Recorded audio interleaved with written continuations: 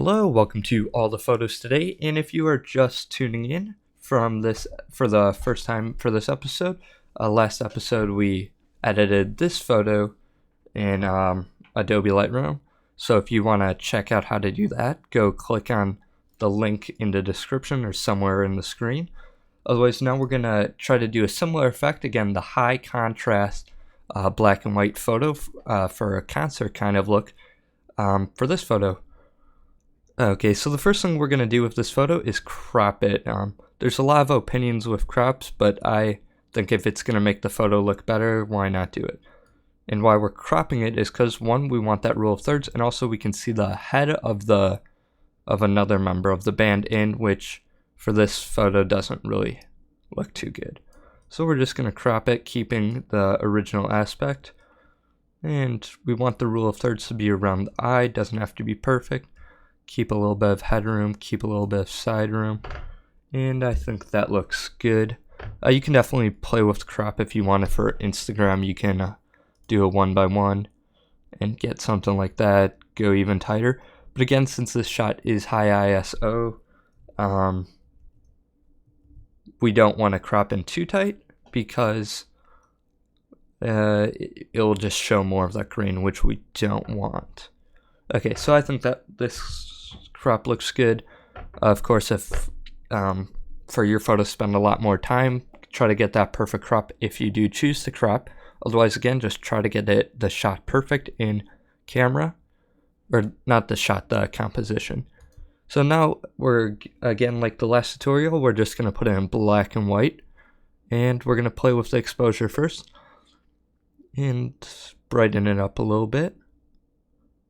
Okay, I think that looks good, and then we're going to boost the contrast quite a bit to get that rugged feel, and that looks good, not too much. If we go all the way for this photo, I don't really think it looks too good, so we'll pull it back a bit. Now we're going to play with the exposure again to make it's a little too bright. Okay, there we go, that looks good. Now for the highlights, I definitely think his shirt is a little too bright, so I want to take down the light. Yeah, for this venue, the lighting was terrible, so definitely a lot of editing that needs to happen to these photos to make them look decent. Not that they're the best in any means. Okay, for the shadows, do we want to see his face? So for the shot, if you have a shot similar to this, if you didn't want to see his face, you would bring it down, but not too much, then it'll silhouette the face, or we can bring it up. I kind of like seeing a little bit of his face because it adds a bit to the photo so that we still get a connection with him. And for the whites, again, we're going to hit down the Alt Option button. We're going to just add in a bit, not too much. Okay, there we go. And again, we're going to do the same thing, Alt Option for black, pull it down so that we have just a little bit. For this photo, we're going to have more than normal because it is a very dark photo and it's underexposed originally. So then we're going to play with clarity. With this high grainy photo, we don't really want to play with it too much, add too much, because of we don't want to show the grain. Okay, so I think this looks pretty good. Here we go. Now we're going to go to the tone curves quickly. There we go. Take down the highlights so that his shoulder isn't too blown out. Lights, that doesn't look too good. Darks. Bring them up actually. Shadows. Add just a bit in. And again, if you wanted to, you could do medium contrast, strong contrast, but I don't think that would look too good, so I won't do it. Here I'm actually going to play with the yellow a bit because we have this yellow guitar strap. And we have the option of bringing it up or bringing it down. Here, let's just hit auto and see what they choose. Here I want to bring a little bit more. There we go. That looks okay. Then split toning, we're not really going to touch today. Then sharpening again, just add a little bit. Don't want to add too much because we are zoomed in or cropped in. So it will show him more. And again, luminance, since we don't have anything that needs to be tack sharp in this photo, we can boost that a little bit more than normal. But as you can see, it did take away some detail, did take away the noise.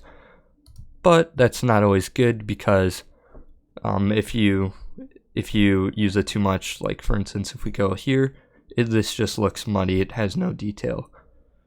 Let load. See, it's kind of terrible. This looks good. Okay, and now we have the shoulder and it's kind of bothering me. So the first thing I'm gonna try is a what is it called, a gradient. So, and default it's gonna put light to it, but we don't want that. We want it darkened up, and that's not really doing anything for me. So I'm just gonna cancel that. So I'm just gonna hit Command Z to undo that. Hit it twice. Hit it one more time to stop it. Okay. Go back to luminance because I screwed that up. 37-ish. Okay.